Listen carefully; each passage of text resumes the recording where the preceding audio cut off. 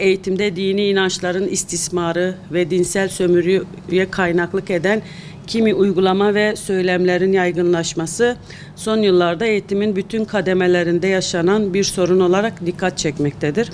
Zorunlu din dersleri uygulamasına ek olarak 4+4+4 ile zorunlu seçmeli derslerin getirilmesi ve buna bağlı olarak eğitim müfredatında din derslerinin ağırlığının artması, okullarda zorla mescit açılmak istenmesi gibi girişimler eğitim sistemini dört bir yandan kuşatmış ve eğitimde yaşanan en temel sorunların üzerini örten, bu anlamda iktidarın işini oldukça kolaylaştıran bir işlev görmüştür.